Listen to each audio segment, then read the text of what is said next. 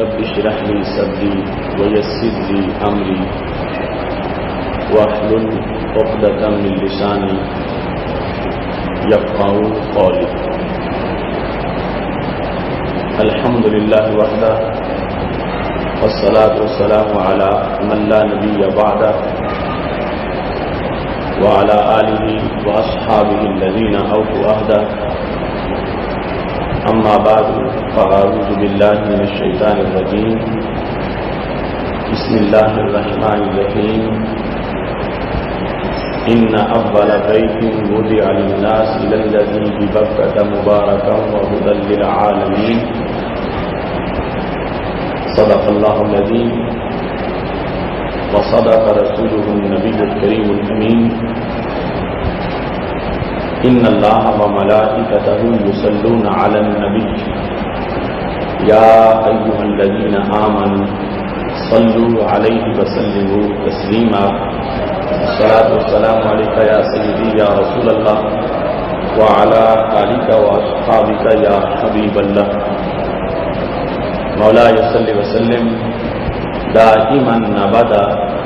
على حبيبك خير الخلق كلهم منزه عن شريك في محاسنه فجوهر الحسن فيه غير منقاسم. يا أكرم الخلق مالي من ألوذ به سواك عند حلول الحادث العموي. محمد تاج رسل الله قاطبة محمد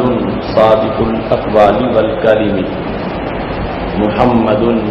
ذكره روح لأنفسنا محمد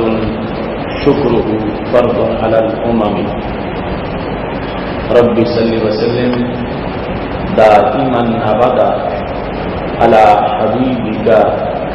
خير الخلق كلهم. اللہ تبارک و تعالی جل جلالہ وعم نوالہ واتم برہانہ وعظم شانہ وجل ذکرہ وعز اسمہ کی حمد و ثنا اور حضور سرور کائنات مفخر موجودات زینت بزم کائنات دستگیر جہاں غم گسار زماں سید سربراں حامی بے قسم قائد المرسلین خاتم النبیین احمد مجتبیٰ جناب محمد مصطفیٰ صلی اللہ علیہ وآلہ واصحابہ وبارک وسلم کے دربار گوہر بار میں ہدیہ درود السلام عرض کرنے کے بعد وارثان منبر و محراب ارباب فکر و دانش نہایت ہی معزز و محتشم حضرات خواتین، رب ذوالجلال کے فضل اور توفیق سے ماہ رمضان مبارک کے نور بھرے لمحات میں گوجرانوالا کی سرزمین پر ادارہ صراط مستقیم پاکستان کے زیر تمام ہم سب کو فہم دین کورس میں شرکت کی سعادت حاصل ہو رہی ہے. آج ہماری گفتگو کا موضوع ہے تاریخ کعبہ. میری دعا ہے خالق کائنات جل جلالہ سب کو بار بار کعبہ کی اور کعبہ کی زیارت کی توفیق عطا فرمائے. کعبۃ اللہ روئے زمین پر رب ذوالجلال کی رحمتوں اور برکتوں کا وہ حوالہ ہے جس کو بیت اللہ سے تعبیر کیا جاتا ہے۔ اگرچہ کائنات پر ہر چیز اللہ کے ملک میں ہے اور اللہ ہی کی ہے، ہر ملک اس کا ہے، ہر شہر اس کا ہے، ہر دیہات، ہر گھر اس کا ہے، لیکن جس گھر کو رب ذوالجلال کی طرف اس کے شرف کو ظاہر کرنے کے لیے منسوب کیا جاتا ہے وہ کعبہ ہے، جس کو بیت اللہ سے تعبیر کیا جاتا ہے۔ قرآن مجید برہان رشید میں رب ذوالجلال نے متعدد مقامات پر اس بیت کا اور کعبہ کا تذکرہ فرمایا۔ سورہ آل عمران آیت نمبر 99 ہے۔ خالق کائنات جل جلالہ ارشاد فرماتا ہے، ان اول بیت وضع للناس للذی ببکہ مبارکا وہدی للعالمین، بے شک وہ پہلا گھر جو لوگوں کے لیے بنایا گیا کہ لوگ عبادت کریں، وہ مکہ شریف میں ہے، وہ گھر برکت والا ہے اور وہ سارے جہانوں کا رہنما ہے۔ رب ذوالجلال نے اس مقام پر اول بیت سے جس بیت کو تعبیر کیا وہ یہی کعبہ اللہ ہے۔ اول بیت ایک قول کے مطابق علی الاطلاق زمین پر سب سے پہلے جس کو بنایا گیا، اور دوسرے قول کے مطابق عبادت کی غرض سے جس کو سب سے پہلے بنایا گیا وہ یہ گھر ہے جس کو بیت اللہ اور کعبۃ اللہ کہا جاتا ہے۔ قرآن مجید برہان رشید کی سورہ مائدہ میں آیت نمبر 97 ہے، خالق کائنات جل جلالہ ارشاد فرماتا ہے،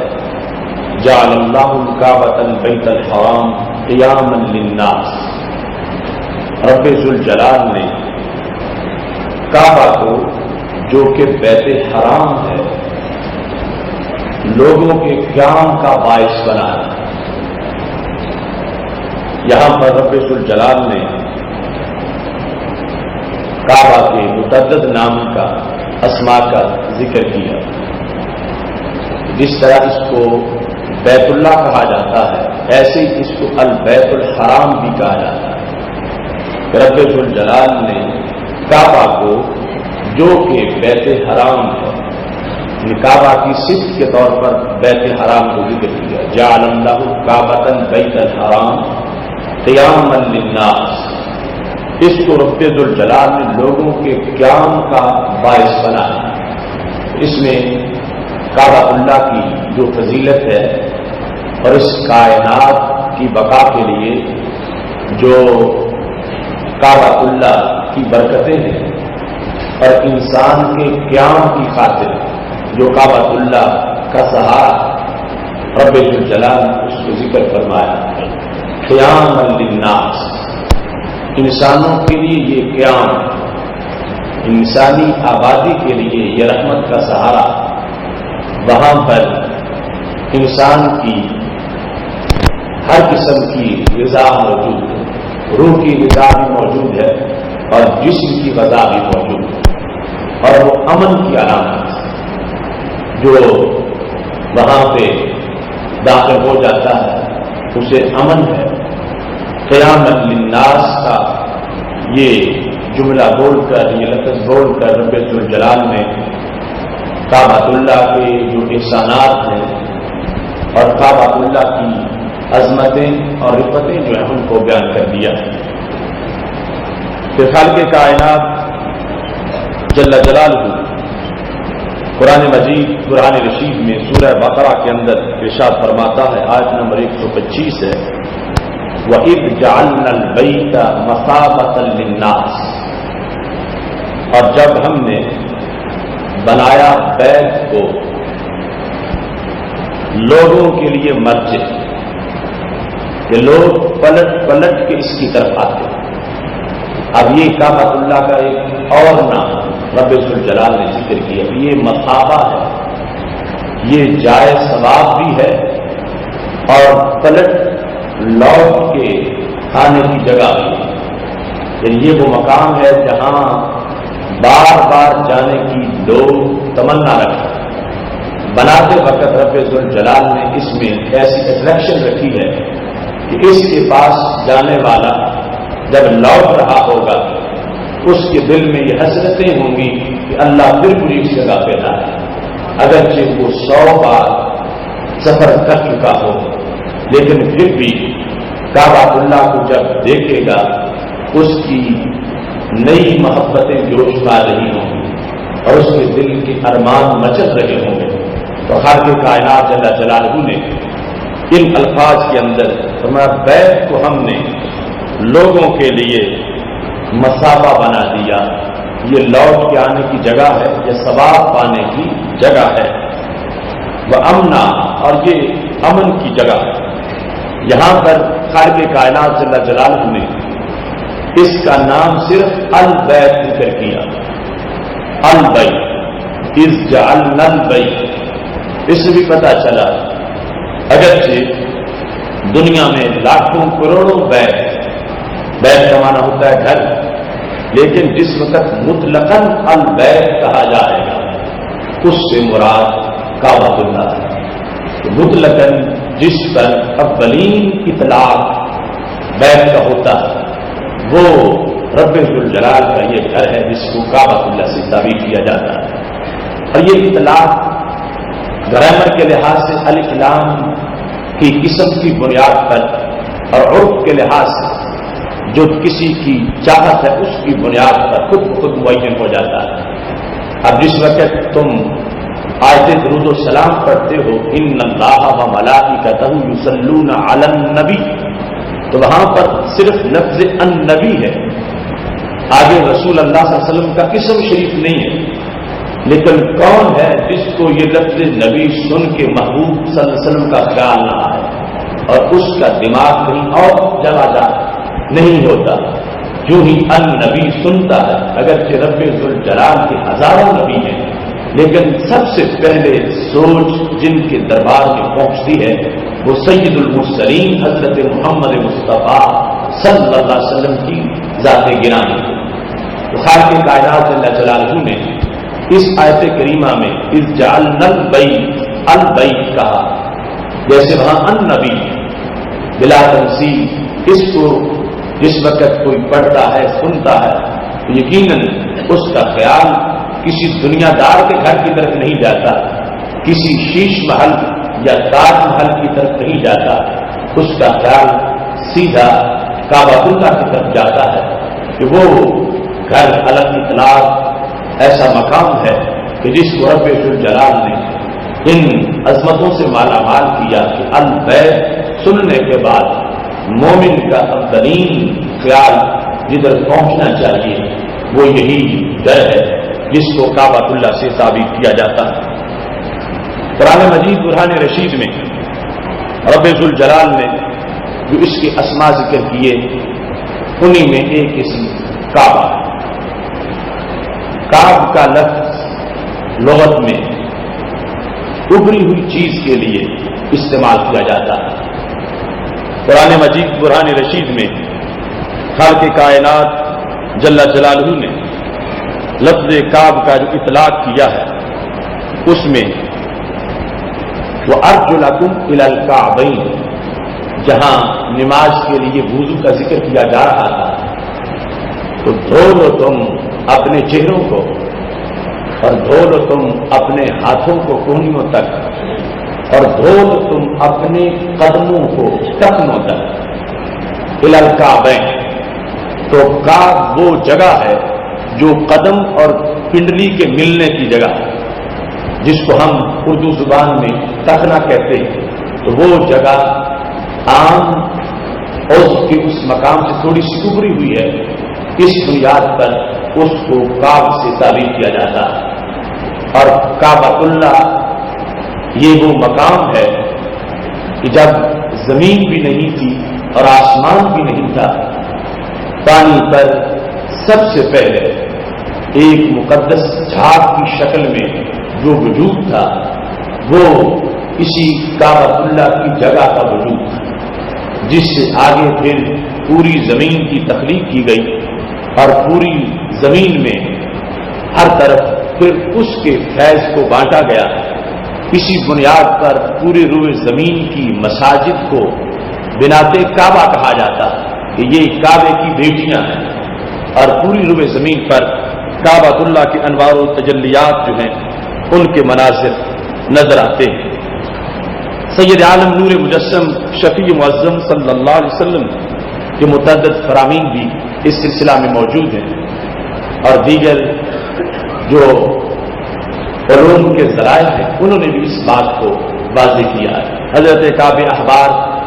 رضی اللہ تعالی عنہ یہ کہتے ہیں، کانت الکعبہ غصاء علی الماء قبل ان یخلق اللہ عز وجل السماوات والارض ب40 سنہ، زمین و آسمان کی تخلیق سے 40 سال پہلے پانی کے اوپر کعبہ کا وجود ایک جہاز کی شکل میں تھا۔ کانت الکعبہ غصاء علی الماء، پانی پر۔ اس سے پتہ چلتا ہے کہ رب ذوالجلال نے زمین و آسمان کی تخلیق سے پہلے پانی کی تخلیق کی۔ دوسری جگہ کان عرش علی الماء، اللہ کا عرش پانی پر تھا۔ تو اس طرح کائنات کی تخلیق ہے کہ پانی اپنے وجود کے لحاظ سے زمین کا محتاج نہیں، زمین کی تخلیق سے پہلے اس کی تخلیق موجود ہے، اور اس طرح رب ذوالجلال نے کائنات کی تخلیق کی ہے۔ اس پانی کے اندر کعبہ جس جگہ پہ ہے یہ ایک جھاگ کی شکل میں اس کا وجود موجود تھا، اور ایک روایت میں یہ 40 سال اس سے پہلے۔ دوسری جو حضرت مجاہد سے روایت ہے وہ کہتے ہیں، لقد خلق اللہ عز وجل موضع هذا البيت قبل ان يخلق شيئا من الارض ب1000 سنہ، رب ذوالجلال نے جو کعبۃ اللہ والی جگہ ہے، کیونکہ خود تو بعد میں واضح وجود میں آیا، کعبۃ اللہ والی جگہ کو خالق کائنات جل جلالہ نے زمین کی تخلیق سے 2000 سال پہلے پیدا فرمایا۔ ابھی زمین کی تخلیق نہیں ہوئی تھی، زمین کی کسی 1 انچ کو بھی پیدا نہیں کیا گیا تھا، اس سے پہلے رب ذوالجلال نے اس مقام کو پیدا کیا۔ وَإِنَّ قَوَاعِدَهُ لَفِي الْأَرْضِ السَّابِعَةِ السُّفْلَىٰ، اور کعبہ کی جو بنیاد ہے وہ نیچے اصل میں جو 7ویں زمین ہے، نیچے اتنی ڈیپ اور گہری ہے، وہاں پر کعبۃ اللہ کی اصل بنیاد موجود ہے۔ دیگر مقام پر اس کی وضاحت کرتے ہوئے مختلف آثار کو جو ذکر کیا گیا، امام بغوی کہتے ہیں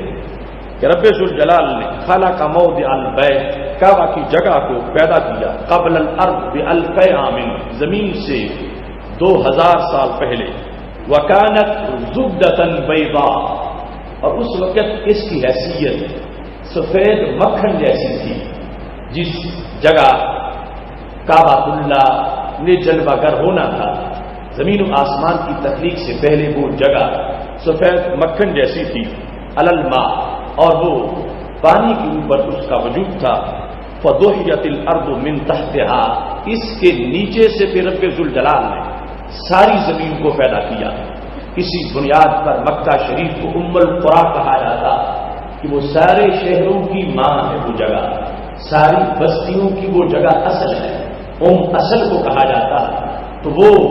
ام القری جو مکہ شریف ہے اس کا محور وہ جگہ ہے جو کعبۃ اللہ، یہ پوری کائنات کی ناف کی حیثیت رکھتی ہے، اور اس سے پھر رب ذوالجلال نے پوری کائنات کو پھر آگے زمین کو تخلیق کیا، اور زمین پر پھر مختلف پہاڑوں کو رب ذوالجلال نے تخلیق کیا۔ اس طرح یہاں پر امام بغوی نے دیگر جو چیزیں بیان کی ہیں ان کے اندر یہ بھی بیان کیا گیا کہ جب اس کی تخلیق کی گئی تو پھر رب ذوالجلال نے پہاڑوں میں سے سب سے پہلے جبل ابی قبیس کو، جو کعبۃ اللہ کے ساتھ والے پہاڑ ہیں، ان کو پیدا کیا، اور پھر ان سے خالق کائنات جل جلالہ نے دیگر جو پہاڑ ہیں ان کی بنیاد رکھی۔ کعبۃ اللہ کی عظمت اور رفعت یقیناً ہر وہ شخص جانتا ہے جو صاحب ایمان، جو دیکھ چکا ہے اس کی نگاہوں میں بھی اس کا نور سما چکا، اور جو نہیں دیکھ رہا اور نہیں دیکھ سکا اور آج تک نہیں جا سکا، اس کے دل میں بھی کعبہ کی عظمتوں کے نقوش ہر وقت موجود رہتے ہیں، اور اس کو یہ تڑپ رہتی ہے کہ کاش کہ مجھے رب ذوالجلال وہ مقام عطا فرما ہے کہ جس کو دیکھ کر جب انسان لوٹتا ہے تو یوں ہوتا ہے جیسے آج اس کی ماں نے اس کو جنم دیا ہے۔ اس کے حجر اسود کو یمین اللہ کہا گیا، رب کا دایاں ہاتھ، اور اس حجر اسود کے چومنے کو رب سے مسافہ قرار دیا گیا ہے۔ خالق کائنات جل جلالہ نے اس مقام کو اتنی بڑی شان عطا کی ہے کہ طبرانی نے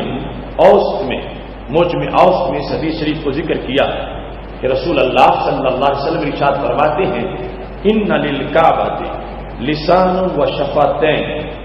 کعبے کی زبان بھی ہے، کعبے کے دو ہونٹ بھی ہیں۔ یہ رسول اللہ صلی اللہ علیہ وسلم نے کعبہ کا تعارف کرواتے ہوئے فرمایا اس کی زبان ہے اور اس کے ہونٹ ہیں۔ اشتکت، کعبے نے ایک دن رب سے شکایت کی، فقالت یا رب قل عوادی وقل زوال، اے اللہ میری زیارت کرنے والے تھوڑے ہو گئے اور میری طرف آنے والے پلٹنے والے ان کی تعداد کم ہو گئی۔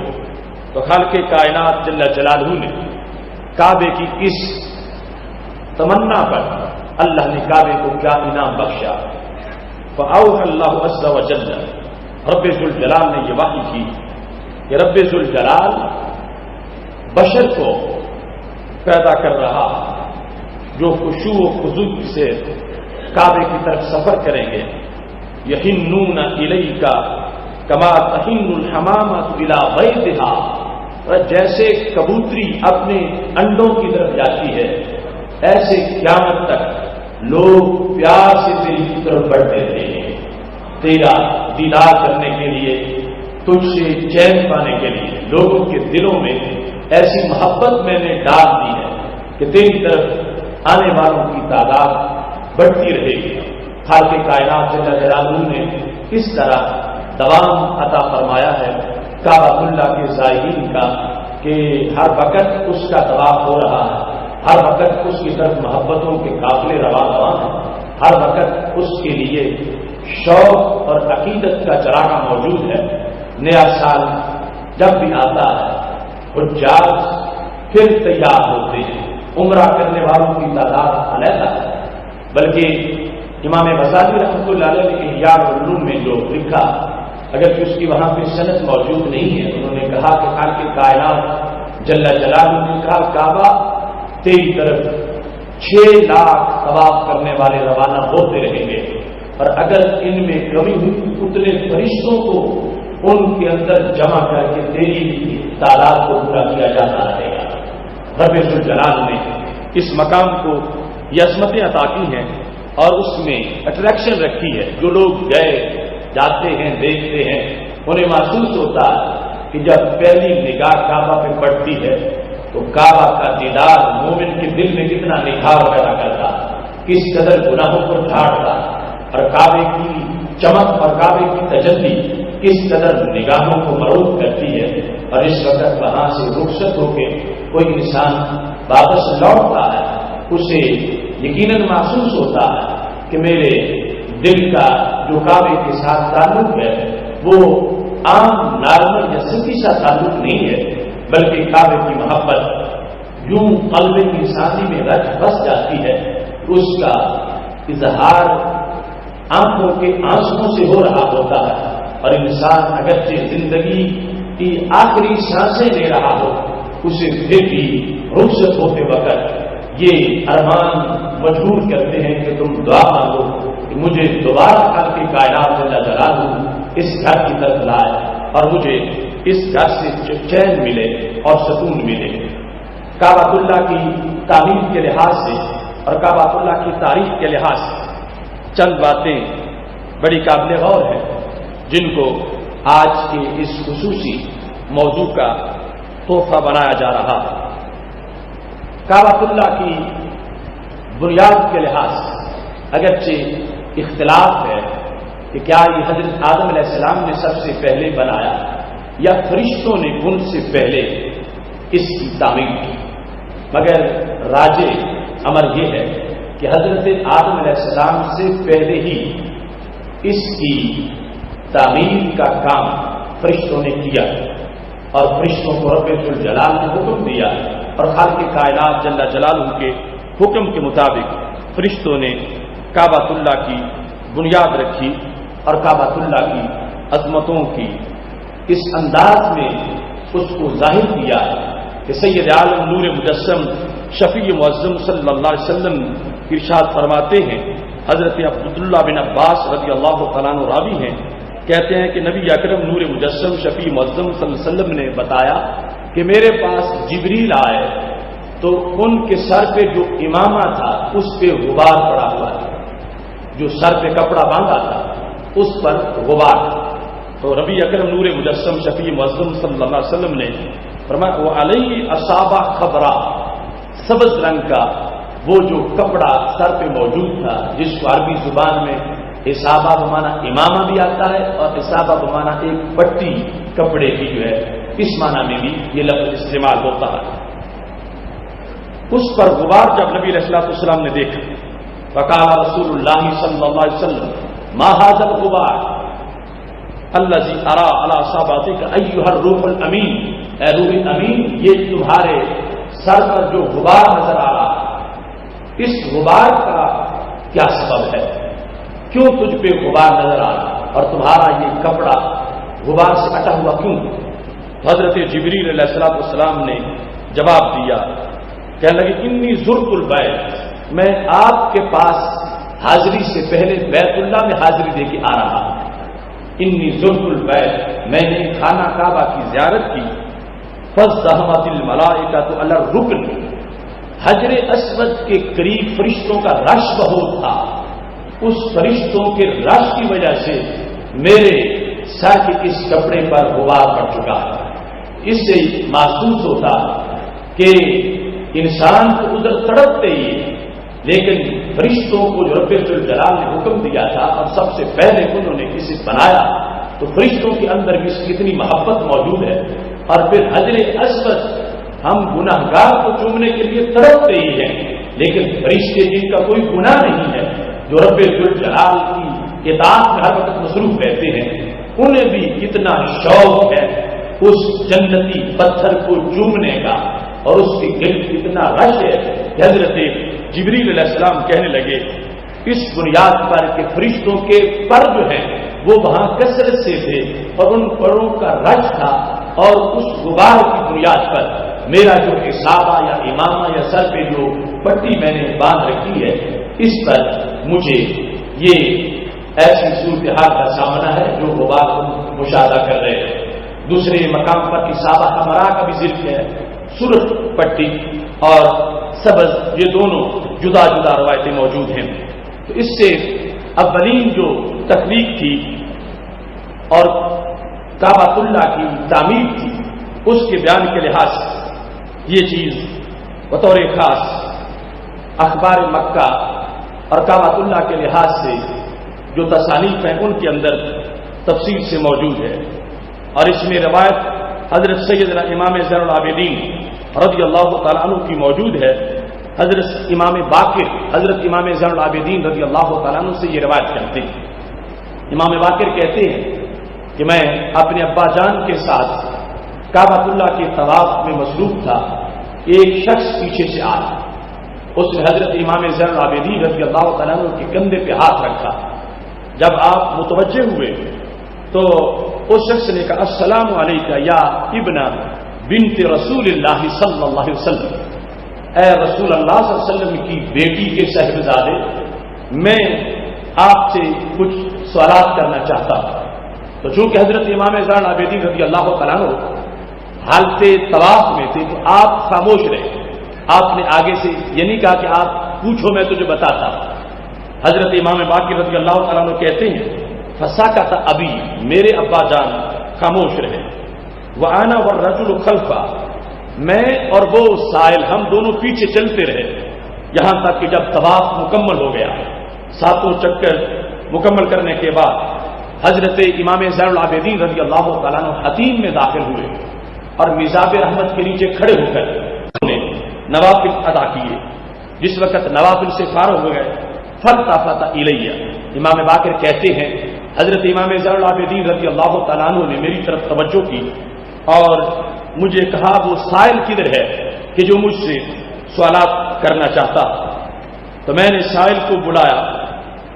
تو امام باقر رحمت اللہ علیہ سے سائل نے درخواست کی اور پھر حضرت امام زین العابدین رضی اللہ تعالیٰ عنہ پر اپنے اس اشکال کو پیش کیا۔ وہ سائل کہنے لگے اسألک عن بدء ھذا الطواف بھذا البیت، میں یہ پوچھنا چاہتا ہوں کہ خانہ کعبہ کے طواف کی تاریخ کیا ہے، کب اس کا طواف شروع ہوا؟ یہ ایک تاریخی سوال میں آپ سے کرنا چاہتا ہوں۔ اب اس میں سوال کو مزید بڑھاتے ہوئے سائل نے یہ کہا وَأَنَّا كَانَ وَحَيْثُ كَانَ وَكَيْفَ كَانَ، کیسے تھا یہ آغاز اس گھر کا، پھر طواف کیسے تھا اور کس طرح کن کیفیات کے ساتھ یہاں پر یہ سلسلہ شروع ہوا کہ اب ہر وقت لوگ چل رہے ہیں، طواف ہو رہا ہے، اس گھر کے گرد پروانے اکٹھے رہتے ہیں، لیکن میں اس کا اول امر پوچھنا چاہتا ہوں یہ آغاز کس مخلوق نے کیا، کیسے طواف شروع ہوا اور اس جگہ اس گھر کا تعین کیسے ہوا اور اس گھر کی اور بیت اللہ کی تاریخ کیا؟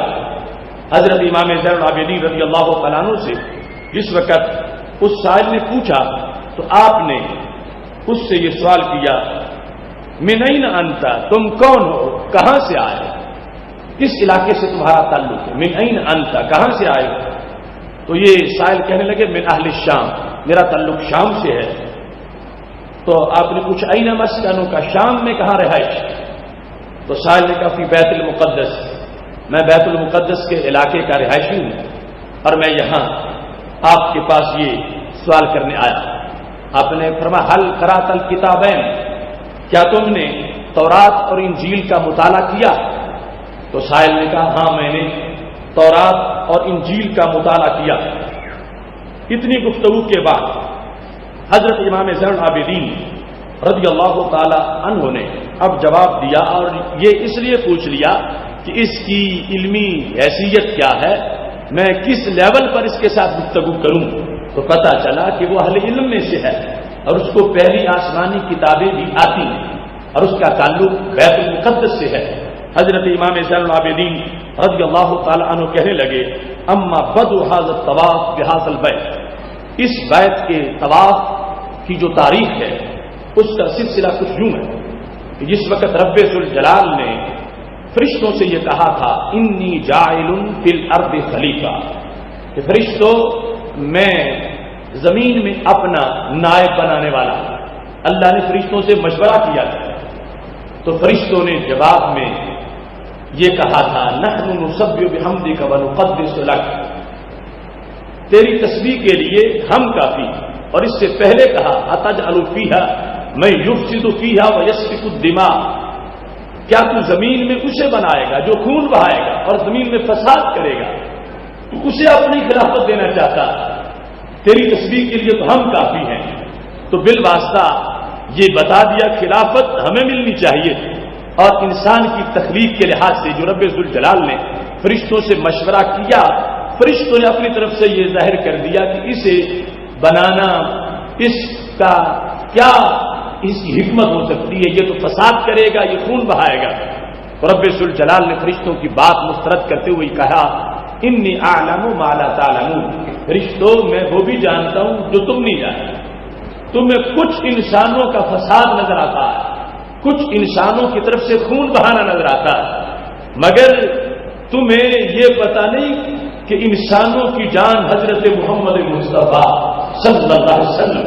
اور انبیاء کرام علیہ السلام کا جو نورانی سلسلہ میں شروع کروں گا اس میں عظمتیں کتنی ہیں، برکتیں کتنی ہیں، ان انسانوں کا تجھ سے اونچا مقام کتنا ہے، اور تم بعض کی وجہ سے تمام کے لحاظ سے ایسی بات کر رہے ہو۔ تو خالق کائنات جل جلالہ نے فرشتوں کی اس بات کو جو فرشتوں نے اپنے علم کی روشنی میں کی، اور وہ علم اللہ کی طرف سے عطا کیا گیا تھا، اور یہ اس بات کی دلیل ہے کہ رب غیب کا علم چاہے تو دے دیتا ہے، ورنہ فرشتوں کا یہ کہنا کہ اتجعل فیہا من یفسد فیہا، تو اسے پیدا کرے گا جو زمین میں فساد کرے گا، جو انسان نے کرنا تھا فساد بعض انسانوں نے، وہ خبر تو فرشتوں نے دی، اور وہ خبر مستقبل کی تھی، آنے والے زمانے کی تھی، اور یہی تو غیب کی خبریں ہوتی ہیں۔ تو یہ سب کچھ رب ذوالجلال کے علم سے ہی ان کو تھا کہ ایسے واقعات زمین پر ہوں گے۔ فرشتوں سے مشورہ رب ذوالجلال نے جو کیا، انی جاعل فی الارض خلیفہ، تو اس میں بھی یہ بات ذہن میں رکھنی چاہیے کہ مشورہ انسانی اور ہوتا ہے، اور اللہ کا جو مشورہ تھا وہ اور ہے۔ ہم مشورہ اس لیے کرتے ہیں کہ ہم محتاج ہیں، ایک کی رائے اکلوتی ہے، اگر 10 آراء مل جائیں گی تو اچھی طرح بات سامنے آ رہا ہے، اگر 20 اچھے مشیر ہوں گے تو پھر مزید اچھی بات سامنے آ جائے گی۔ اللہ مشورہ کر کے کوئی بہتر پہلو تلاش نہیں کرنا چاہتا تھا، اسے پتا ہے کہ میں نے کیا کرنا ہے، اس کے سامنے مستقبل ہے اور ہر چیز وہ دیکھ رہا۔ وہ فرشتوں سے یہ بات شیئر کر کے کوئی اچھا پہلو تلاش نہیں کرنا چاہتا تھا، وہ پہلے ہی جانتا ہے، لیکن اس کے پیش نظر یہ تھا میں مشورہ کروں تاکہ میرے بندوں کو مشورے کی عظمت ظاہر ہو جائے کہ میں رب ہونے کے باوجود فرشتوں سے مشورہ کر رہا ہوں، تو بندے ہونے کے لحاظ سے تو مشورہ ضرور کریں اپنے امور، ورنہ وہ مشورے کا محتاج نہیں تھا۔ اب جس وقت فرشتوں نے یہ جواب دیا، جواب مسترد ہوا، فرشتوں کو یہ احساس ہوا کہ ہمیں یہ بات نہیں کرنی چاہیے کہ جو ہم نے کی ہے۔ اس کے بعد فرشتوں کے اندر ایک جذبہ پیدا ہوا۔ امام زین العابدین رضی اللہ تعالی عنہ کہتے ہیں فرشتوں نے جواب دینے کے بعد یہ محسوس کر لیا کہ ہمیں ایسا نہیں کہنا چاہیے تھا، انہ قد غاضب من قولہم، اللہ ان کی بات سے ناراض ہوا، رب ذوالجلال نے ہمارے مشورے کو پسند نہیں کیا۔ فلاذوا بالعرش، تو فرشتے عرش کے ساتھ چمٹ گئے، رب ذوالجلال کے عرش کے قریب آ کر فرشتے اس عرش کے ساتھ چمٹ گئے اور عرش کے گرد انہوں نے چکر لگانے شروع کر دیے۔ وَرَفَعُوا رُؤُوسَهُمْ وَأَشَارُوا بِالْأَصَابِعِ يَتَضَرَّعُونَ وَيَبْكُونَ إِشْفَاقًا لِغَضَبِهِ،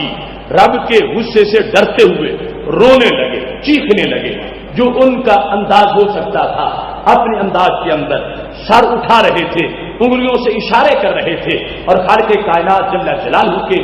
عرش کے ساتھ چمٹ کے اپنی اس مشورے کے اندر جو غلطی تھی اس کے لحاظ سے آنسو بہا رہے تھے۔ جس وقت طافوا بالعرش 3 ساعات، 3 گھنٹوں تک عرش کا وہ طواف کرتے رہے، 3 ساعات تک جب فرشتوں کا یہ طواف جاری رہا، فنظر اللہ الیہم فنزلت الرحمۃ علیہم، اللہ نے نگاہ رحمت کی اور فرشتوں کو اپنی رحمت کا سہارا دیا، ان کو فرشتوں کو حوصلہ ہوا، اور خالق کائنات جل جلالہ نے کہا کہ میرا عرش چھوڑ دو۔ فوضع اللہ تحت العرش بیتا علی 4 اساطین، تو خالق کائنات جل جلالہ نے آسمانوں پر عرش کے بالکل نیچے ایک گھر بنا دیا جو کہ 4 ستونوں پر تھا، کونوں والا تھا۔ اس گھر کے طرف رب ذوالجلال نے فرشتوں کو متوجہ کیا کہ تم اس کے طواف کرو، اس کے گرد تم چکر لگاؤ، اور اس کو بیت معمور کہا جاتا ہے۔ رب ذوالجلال نے عرش کے نیچے وہ گھر بنایا اور فرشتوں کو اس گھر کی طرف متوجہ کر دیا۔ اب آپ نے یہ بات ذہن میں رکھنی ہے کہ امام زین العابدین سے سوال کیا گیا تھا کہ بیت اللہ کا طواف کب شروع ہوا، اور طواف کے سوال میں کہ یہ خود بنا کیسے، اور پھر اس کا طواف کیسے شروع ہوا تھا۔ امام زین العابدین رضی اللہ تعالیٰ عنہ کہتے ہیں کہ خالق کائنات جل جلالہ نے اس کا نام بیت سراف بھی رکھا اور اس کا نام بیت معمور بھی رکھا. قال للملائکۃ طوفوا بہذا البیت، اللہ نے فرمایا اس گھر کا تم طواف کرو جو بالکل عرش کے نیچے ہے. اس کی طرف خالق کائنات جل جلالہ نے فرشتوں کو متوجہ کر دیا. اور اس گھر کے لحاظ سے جس کو بیت معمور کہا جاتا ہے، دوسرے مقام پر سید عالم نور مجسم شفیع معظم صلی اللہ علیہ وسلم نے اس کی عظمت کو بیان کیا ہے کہ 70,000 فرشتے روزانہ اس میں داخل ہوتے ہیں، اور داخل ہونے کے بعد پھر رسول اللہ صلی اللہ علیہ وسلم پہ سلام پڑھتے ہیں. اور یہ 70,000 قیامت تک پھر ان کی باری نہیں آئے. یعنی اتنی کثرت ہے فرشتوں کی اور اتنی کثرت ہے وہاں حاضری کی. اور پھر مدینہ شریف میں حاضری، نبی اکرم نور مجسم شفیع معظم صلی اللہ علیہ وسلم پر سلام کہنے کے لیے وہ بیت المعمور کے فرشتے پہنچتے ہیں. اور سلام کہنے کے بعد یہ ہم گناہ گار ہیں کہ جن کی بار بار وہاں پہ حاضری کا وقت آ جاتا ہے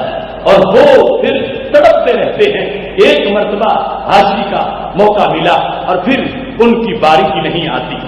سید عالم نور مجسم شفیع معظم صلی اللہ علیہ وسلم کی ذریت کے یہ حسین پھول حضرت امام زین العابدین رضی اللہ تعالیٰ عنہ کہتے ہیں تارک العرش، جب بیت المعمور بن گیا پھر فرشتوں نے عرش چھوڑ دیا اور بیت المعمور کے گرد انہوں نے چکر لگانے شروع کر دیے.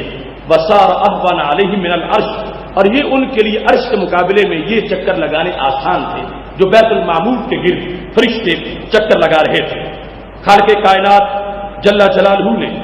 اس کے بعد فرشتوں کو حکم دیا ابنو لی بیتن فی الارض، اب فرشتوں تم زمین پہ اترو،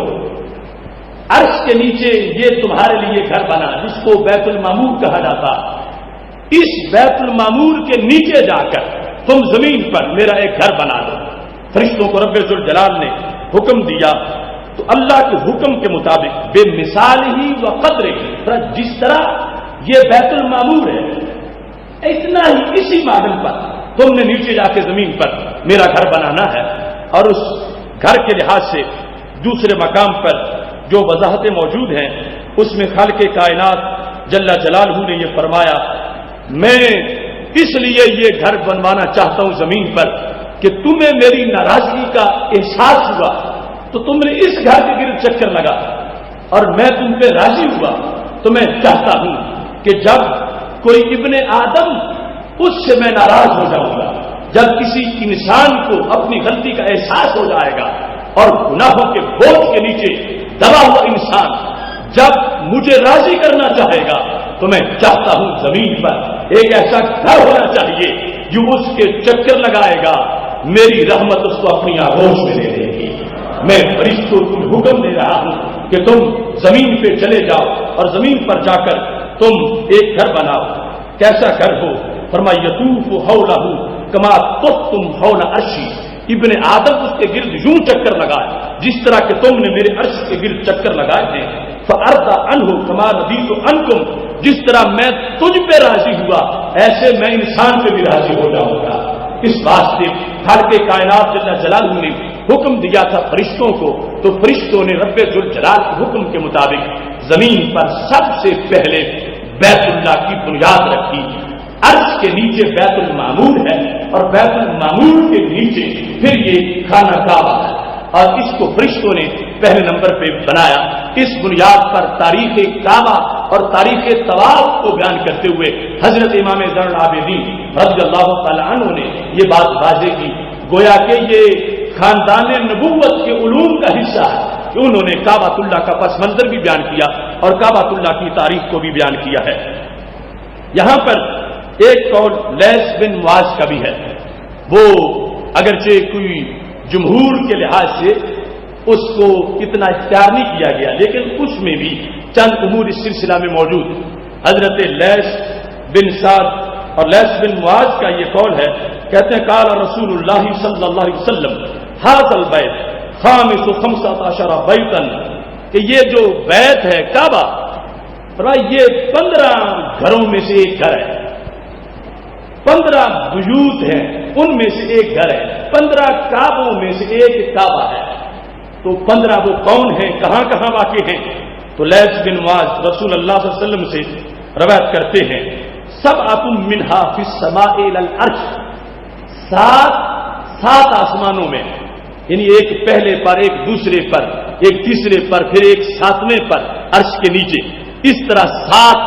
اس کعبے کے اوپر ہے آسمانوں میں، اور دوسرے نمبر پر 7 منہا فل الی تقوم الارض السفلی، نیچے جو 7 زمینیں ہیں ہر زمین کے اندر ایک ایک جدا جدا موجود ہے، اور اس انداز میں جو سینٹر میں ہے یہ ہمارے جہان کے اندر وہ یہ کعبہ ہے کہ جس کے نیچے بھی 7 ہے اور جس کے اوپر بھی 7 ہے، اور رسول اللہ صلی اللہ علیہ وسلم نے فرمایا اگر کوئی پیمائش کرے گا تو بالکل یہ سیدھی لائن میں موجود ہے، اور اس انداز میں بیت المعمور اور پھر عرش بری خالق کائنات جل جلالہ نے یہ زمین والوں کے لیے کعبۃ اللہ، جس کو امن بنایا، جس کو مساوا بنایا، جس کو رحمت کا گہوارہ بنایا، اور جس کو ماؤں سے زیادہ پیار عطا فرمایا، وہ خالق کائنات جل جلالہ کی عظمتوں، رفتوں اور برکتوں کا وہ امین ہے کہ جس میں رب ذوالجلال نے اپنی طرف سے برکتیں رکھ کے اس کو قیامت تک کے لیے اور ہمیشہ کے لیے لوگوں کے لیے مسابہ بھی بنا دیا ہے، اور لوگوں کے لیے قیام اور لوگوں کے لیے امن کا باعث بنا دیا ہے۔ دوسرے مقام پر سید عالم نور مجسم شفیع معظم صلی اللہ علیہ وسلم سے جو اس سلسلہ میں آثار مروی ہیں، پاک محبوب علیہ الصلوۃ والسلام نے اس کے ہر رکن کو بیان کیا، اور بالخصوص حجر اسود کے لحاظ سے سید عالم نور مجسم شفیع معظم صلی اللہ علیہ وسلم نے یہ فرما دیا قیامت کے دن اس کی زبان ہوگی اور یہ بولے گا اور یہ بتائے گا کہ مجھے کس کس نے بوسہ دیا ہے اور کس کس نے مجھے چوما ہے، ہر ایک کے لحاظ سے یہ اپنی طرف سے گواہی پیش کر رہا ہوگا۔ سید عالم نور مجسم شفیع معظم صلی اللہ علیہ وسلم کے بیان کردہ امور میں سے پاک محبوب علیہ الصلوۃ والسلام نے یہ ارشاد فرمایا ہے اکثروا استلام ھذا الحجر، سارا کعبہ ہی مقدس ہے مگر یہ جو حجر اسود ہے اس کو کثرت سے بوسہ دیا کرو، فإنکم توشکون ان تفقدوہ، قریب ہے زمانہ آ جائے گا حجر اسود تمہیں نہیں ملے گا، حجر اسود اٹھ جائے گا زمین سے۔ اور اس میں بھی بطور خاص سید عالم نور مجسم شفیع معظم صلی اللہ علیہ وسلم نے فرمایا لوگ صبح کے وقت طواف کر رہے ہوں گے، اچانک دیکھیں گے تو حجر اسود جو ہے وہ مفقود ہو چکا ہوگا، اور یہ اس وقت کہ جب قیامت کا ظہور بالکل قریب ہوگا۔ یہاں رسول اللہ صلی اللہ علیہ وسلم نے ارشاد فرمایا ان اللہ عز وجل لا یترک شیئا من الجنۃ فی الارض، چونکہ یہ جنتی پتھر ہے تو خالق کائنات قیامت سے پہلے جنت کی ہر چیز زمین سے اٹھا لے گی، اس واسطے یہ پتھر جو ہے اس کو زمین سے اٹھا لیا جائے گا۔ نبی اکرم نور مجسم شفیع معظم صلی اللہ علیہ وسلم کے اسی فرمان کی تشریح کی روشنی میں یہ یوسف بن مہک کا قول موجود ہے کہ نبی اکرم صلی اللہ علیہ وسلم فرماتے ہیں اللہ تبارک و تعالی نے اس رکن کو یعنی حجر اسود کو اس امت کے لیے عید بنایا، جس طرح بنی اسرائیل کے لیے وہ مائدہ کا نزول عید کی حیثیت رکھتا تھا، اس طرح یوسف بن مہک کے قول کے مطابق حجر اسود اس امت کی عید ہے، یعنی یہ ایک مجسم عید ہے جس کے اندر خوشیاں رچی بسی ہوئی ہیں اور انسانوں کے گناہوں کو وہ چوس لیتا ہے۔ نبی اکرم نور مجسم شفیع معظم صلی اللہ علیہ وسلم کی ان تشریحات کی روشنی میں یوسف کہتے ہیں انکم لن تزالوا بخیر ما دام بین ظہرانیکم، جب تک یہ پتھر زمین پر موجود رہے گا یہ علامت ہے کہ زمین پر خیر رہے گی، یہ علامت ہے کہ زمین قائم رہے گی، اور یہ علامت ہے کہ زمین پر امر رہے گا، اور پھر جس وقت قیامت کا قرب ہوگا اس کو حضرت جبریل علیہ السلام اٹھا کے لے جائیں گے۔ نبی اکرم نور مجسم شفیع معظم صلی اللہ علیہ وسلم نے فرمایا قرب قیامت میں 3 چیزیں سب سے پہلے اٹھائی جائیں گی، ان 3 چیزوں کی ترتیب اور ان کے نام کیا ہے ہمارے نبی علیہ الصلوۃ والسلام ارشاد فرماتے ہیں اول ما یرفع الرکن، سب سے پہلے جس کو اٹھایا جائے گا وہ حجر اسود ہے، جب تک حجر اسود ہے قیامت نہیں آئے گی، قیامت سے پہلے اس کو اٹھا لیا جائے گا۔ دوسرے نمبر پر فرمایا القرآن،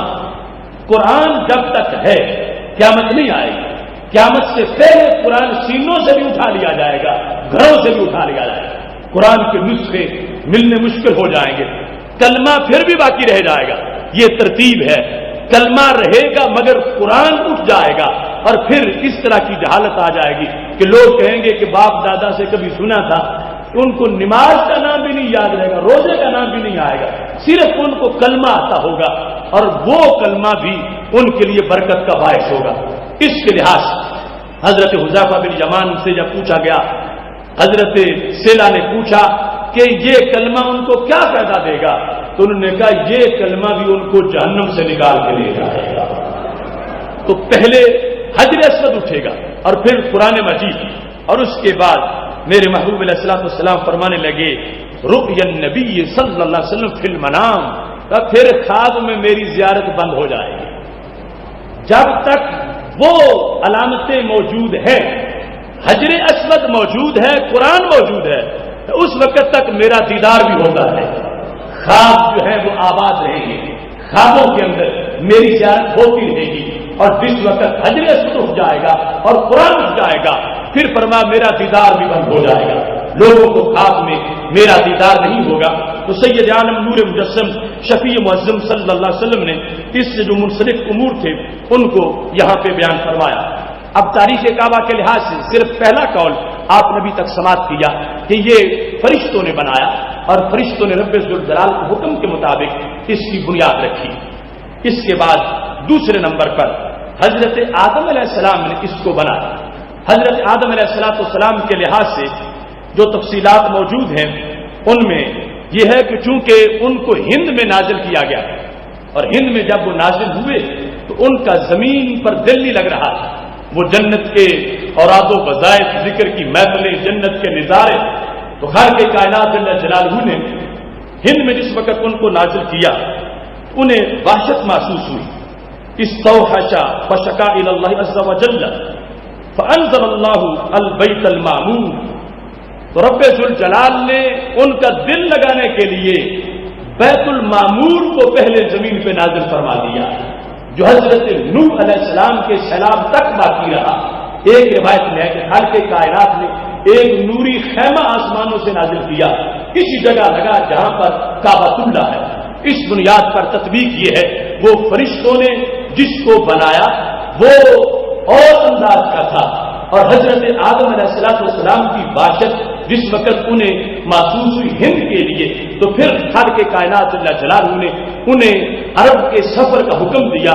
ایک قدم رکھتے تھے جس کے اندر وہ سینکڑوں میل کا فاصلہ طے کر جاتے تھے، اور خالق کائنات جل جلالہ نے پھر ان کو اس مقام پر بیت کے قیام کا حکم دیا۔ یا تو وہی جو ان کے لیے بیت معمور گزارا گیا اس کو بیت سے تعبیر کیا جاتا ہے، دوسرا قول وہ خیمہ کا ہے، اور تیسرا یہ ہے کہ جو بعض کے نزدیک ابلیت حضرت آدم علیہ السلام کو حاصل ہے، اور رب ذوالجلال کے حکم کے مطابق انہوں نے سب سے پہلے اس بیت کا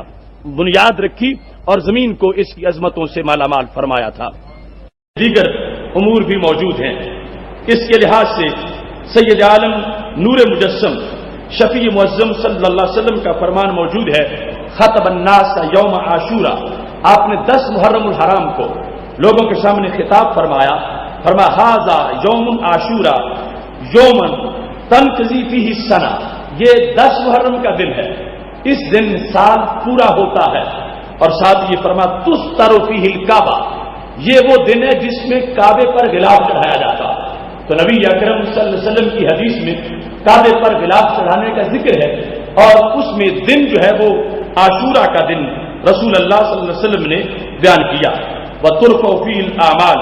فرمایا اس میں نے تو روزہ رکھا ہوا ہے لیکن تم پر روزہ فرض نہیں ہے، اگر کوئی نفلی رکھنا چاہے گا تو 10 محرم کا روزہ رکھے۔ یہ وہ دن ہے جس کے بارے میں نبی علیہ الصلوۃ والسلام نے غلاف کعبہ پہنانے کے امر کو ذکر فرمایا۔ اس واسطے خلافت راشدہ میں باقاعدہ کعبے پر غلاف چڑھایا گیا، جس میں حضرت عمر رضی اللہ تعالیٰ عنہ، حضرت عثمان غنی رضی اللہ تعالیٰ عنہ کا بطور خاص ذکر موجود ہے، انہوں نے قیمتی کپڑے سے کعبے پر غلاف چڑھایا۔ اور اس کے ساتھ کعبے کی خوشبو کا تذکرہ ہے، اور کعبے کی زینت اور زیبائش کا تذکرہ ہے۔ حضرت ام المومنین عائشہ صدیقہ رضی اللہ تعالی عنہا ارشاد فرماتی ہیں، کسوۃ البیت علی الامراء، ہر زمانے میں جس کی وہاں پر حکومت ہوگی حکمرانوں پہ لازم ہے کہ وہ کعبۃ اللہ پر غلاف چڑھائیں۔ اور اس کے ساتھ ساتھ حضرت عائشہ صدیقہ رضی اللہ تعالی عنہا نے کعبے کو خوشبو لگانے کا بھی ذکر کیا۔ حضرت امیر معاویہ رضی اللہ تعالیٰ عنہ کے بارے میں یہ روایت میں موجود ہے، کان معاویہ تو اول من طیب الکعبہ تھا، حضرت امیر معاویہ رضی اللہ تعالیٰ عنہ وہ پہلے حکمران تھے کہ جنہوں نے کعبے کو خوشبو لگائی، اور آپ نے مسجد حرام کی جو قندیل تھے ان کے لیے باقاعدہ بیت المال سے آپ نے تیل کا حکم دیا اور خوشبو کے لیے باقاعدہ آرڈر جاری کیا۔ سیدہ عائشہ صدیقہ رضی اللہ تعالی عنہا کا یہ فرمان ہے، کہتی ہیں اطیب الکعبہ احب الیہ من ان اہدی الیہ ذهبا وفضہ، فرمایا اس سے کہ میں کعبے پر سونے کی نظر چڑھاؤں یا کعبے کے لیے میں چاندی کا تحفہ پیش کروں، میرے لیے پسند یہ ہے کہ میں کعبے کو خوشبو لگاؤں۔ کعبے کو خوشبو لگانے میں مانویت ہے، سونا چاندی وہاں چڑھانے میں مانویت نہیں ہے۔ میرے نزدیک پسندیدہ عمل جو ہے کعبے کی حرمت اور ادب کے لحاظ سے کعبے کو خوشبو لگانا ہے۔ اس واسطے سیدہ عائشہ صدیقہ رضی اللہ تعالی عنہ کہتی ہیں کہ یہ طیب البیت فإن ذلک من تطہیرہ، کہ جو تطہیر کا حکم ہے اس گھر کی تطہیر کرو، فرماتی ہیں خوشبو لگانا یہ تطہیر کا ہی ایک حصہ ہے، اس واسطے کعبۃ اللہ کو خوشبو لگانے کا اہتمام کیا جائے۔ کعبے کو غلاف سے ننگا کرنا یہ بھی ایک طے شدہ امر ہے، اور جس وقت بہت سے غلاف پرانے زمانے میں چڑھ گئے، یہاں تک کہ خطرہ تھا کہ ان غلافوں کی وجہ سے دیواروں کو نقصان نہ ہو، اتنے تہ در تہ غلاف، اس میں بھی بطور خاص پھر اس وقت کے علماء نے حضرت عمر رضی اللہ تعالیٰ عنہ کا یہ قول پیش کیا کہ حضرت سیدنا عمر رضی اللہ تعالیٰ عنہ جو ہے انہوں نے کعبہ کا غلاف اتارا، اور اتارنے کے بعد آپ نے وہ لوگوں میں تقسیم کیا، اور آپ سے یہ مروی ہے کہ آپ ہر سال جو پہلا غلاف ہوتا تھا وہ اتارتے تھے، نیا غلاف چڑھایا جاتا تھا، اور پہلا غلاف جو ہے وہ لوگوں میں تقسیم کر دیا جاتا تھا۔ کعبے کی چابی کے لحاظ سے سید عالم نور مجسم شفیع معظم صلی اللہ علیہ وسلم نے جس وقت مکہ شریف فتح کیا آپ نے چابی منگوائی۔ چابی اس وقت حضرت عثمان بن طلحہ کے پاس موجود تھی جو پہلے کعبے کے متولی تھے جاہلیت کے زمانہ سے، اور چابی جب منگوائی گئی تو رسول اللہ صلی اللہ علیہ وسلم کعبۃ اللہ کے اندر داخل ہوئے۔ چابی کے لحاظ سے چونکہ چابی حضرت عثمان کی والدہ کے پاس موجود تھی، حضرت عثمان ان کے پاس لینے کے لیے گئے تو والدہ دینے کو تیار نہیں، اتنے میں حضرت صدیق اکبر اور حضرت فاروق اعظم رضی اللہ تعالیٰ عنہ ان کے گھر پہنچ گئے تو حضرت عثمان یعنی یوں اس وقت ابھی نو مسلم تھے، انہوں نے اپنی امی تک پیغام پہنچایا کہ یہ چابی ہمیں اب دینا پڑے گی، اس واسطے کہ اب نبی علیہ الصلوۃ والسلام نے دوبارہ اپنے کبار صحابہ کو چابی لینے کے لیے بھیج دیا۔ جب چابی منگوائی گئی رسول اللہ صلی اللہ علیہ وسلم نے دروازہ کھولا اور پاک محبوب علیہ الصلوۃ والسلام کعبہ شریف کے اندر تشریف لے گئے، اور 6 ستون تھے 2 لائنوں کے اندر کعبۃ اللہ میں، جو 7 لوگ موجود تھے ان میں حضرت اسامہ بن زید رضی اللہ تعالیٰ عنہ اور حضرت بلال رضی اللہ تعالیٰ عنہ اور حضرت عثمان بن طلحہ جو کلید بردار تھے کعبہ کے، یہ 7 تھے۔ جب اندر داخل ہوئے تو اندر سے دروازہ بند کر دیا گیا۔ سید عالم نور مجسم شفیع معظم صلی اللہ علیہ وسلم نے اندر نماز پڑھی، اور وہاں پر حضرت بلال کی روایت کے مطابق کہ 2 لائنوں میں 3 ستون ہے، سرکار جب دروازے سے داخل ہوئے تو جو پہلی لائن ہے ستونوں کی وہ کراس کر گئے، اگلی لائن جو ستونوں کی دوسری ہے دیوار کے ساتھ اس میں 2 ستون ایک جانب تھے اور 1 ستون ایک جانب تھا، اور سامنے چند گز کا فاصلہ دیوار تک تھا، وہاں نبی علیہ الصلوۃ والسلام نے کھڑے ہو کے نفل ادا کیے۔ یہ وہ جگہ ہے کہ حضرت عبداللہ بن عمر تلاش کرنے کے لیے فوراً پہنچے کہ مجھے پتا چلے کہ نبی علیہ السلام نے کہاں نماز پڑھنا چاہتے ہیں، دروازہ بند ہو چکا تھا۔ جب باہر آئے صحابہ تو ان سے پوچھا تو حضرت عبداللہ بن عمر نے زندگی بھر جب بھی کعبے کے اندر جا کے نماز پڑھی ہے، اگرچہ سارا کعبہ ہی مقدس ہے لیکن انہوں نے کہا میں وہاں پڑھوں گا جہاں نبی علیہ السلام کے قدم لگے ہوئے ہیں، یعنی سرکار کی نسبت سے بخاری کے الفاظ کے مطابق، یعنی یہ ہے تبرک اور برکت کا عقیدہ صحابہ کے نزدیک۔ اب کعبے کے اندر برکتوں کی کمی کیا، ہر انچ میں کتنے اجالے ہیں، کتنی برکتیں ہیں، مگر بخاری میں حضرت عبداللہ بن عمر رضی اللہ تعالیٰ عنہ کا یہ قول بار بار موجود ہے، سارا کعبہ مقدس ہے، فرمایا میں وہاں نماز پڑھوں گا جہاں میرے نبی علیہ السلام نے نماز پڑھی تھی۔ کعبہ شریف میں محبوب علیہ السلام جو ساتھ لے گئے، اب دیکھو اسلام کتنا نوازتا ہے اور چھوٹوں کو بڑا کر کے دکھاتا ہے۔ اگر کعبے کی چھت پہ اذان دینے کا معاملہ تھا تو وہ بھی حضرت بلال نے پڑھی ہے. اور کعبے کے اندر اس تاریخی موقع پر جن دو صحابہ کو نبی علیہ السلام ساتھ لے کے گئے ہیں وہ دونوں ہی غلام ہیں. وہ حضرت اسامہ بن زید اور حضرت بلال رضی اللہ تعالیٰ عنہ جو پرانے پس منظر کے لحاظ سے ان کی یہ حیثیت ہے. بڑے بڑے کبار صحابہ وہ باہر رہ گئے ہیں. نبی علیہ الصلوۃ والسلام ان کو ساتھ لے کر اندر نماز پڑھی ہے, اندر سے دروازہ بند کر دیا ہے. اب اس وقت باہر تشریف لائے, اتنے میں جبریل علیہ السلام آیت لے کے آ گئے, ان اللہ یأمرکم ان تؤدوا الامانات الی اہلھا.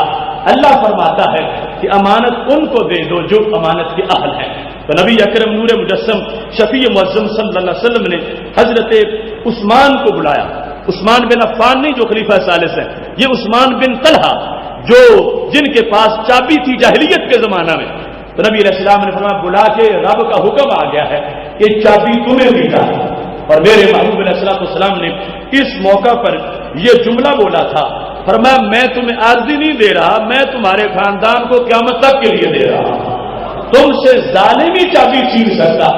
دوسرا کوئی تم سے چابی نہیں چھین سکے گا. آج تک وہ چابی اسی خاندان کے پاس موجود ہے.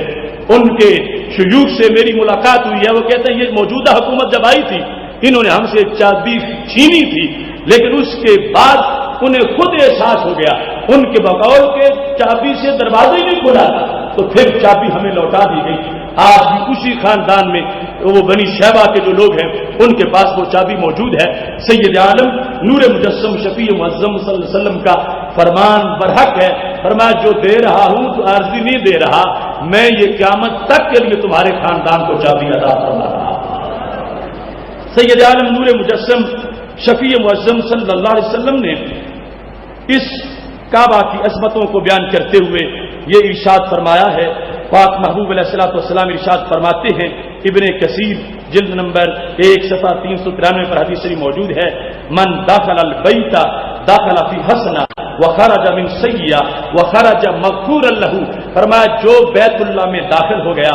وہ نیکی میں داخل ہو گیا, وہ بدی سے نکل گیا, اور جب وہ بیت سے ہو کے نکلے گا تو ایک گناہ بھی اس کے نامہ اعمال میں موجود نہیں ہوگا. رب ذوالجلال اس قدر تطہیر عطا فرما دے گا. اور اس میں شاید کسی کے دل میں حسرت آ رہی ہو کہ ہمارے لیے تو نہ کوئی دروازہ کھولتا ہے اور نہ ہی